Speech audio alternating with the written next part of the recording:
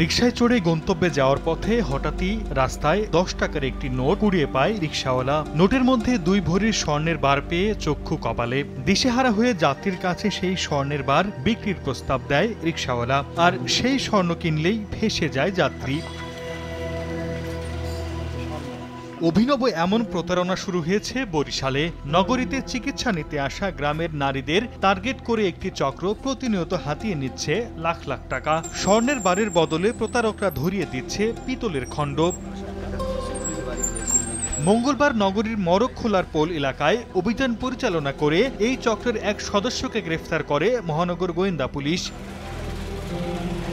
গ্রেফতারের পর প্রতারক চক্রের সদস্য রিকশাওয়ালা জসিম জানান, নগরীর নথুল্লাবাদ এলাকায় গ্রাম থেকে আসা নারীদের টার্গেট করে স্বর্ণের ভুয়া বার বিক্রি করে আসছেন তারা। 3 জনের একটি টিম এই চক্রে কাজ করে।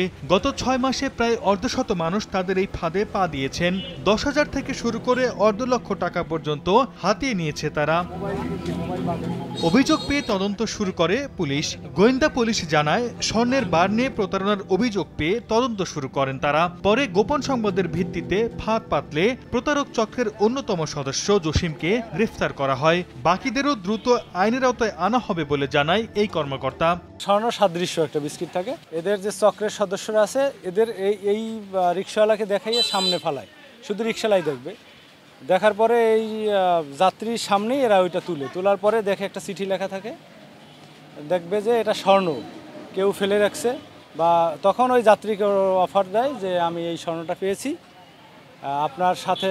নারীদের সাথে সাধারণত স্বর্ণ থাকেই, কম বেশি থাকে, যে আমার কাছে অনেক বেশি স্বর্ণ আছে, এইটা তো অনেক স্বর্ণ, আপনি এটা নিয়ে আপনার সাথে যা আছে এর থেকে সামান্য কিছু দেন বা সব দেন, এই বলে এই হচ্ছে স্বর্ণটা। ভিকটিম টার্গেট করতে পারলে এদের গন্তব্যে নিয়ে যায়। এদের যেখানে নিরিবিলি জায়গা আছে, তখন ভিকটিমও লোভে পড়ে, যারা লোভে পড়ে তারাই নিঃস্ব হয়ে যায়। প্রতারক জসিমকে গ্রেফতারের পর কাউনিয়া থানায় হস্তান্তর করে গোয়েন্দা পুলিশের সদস্যরা।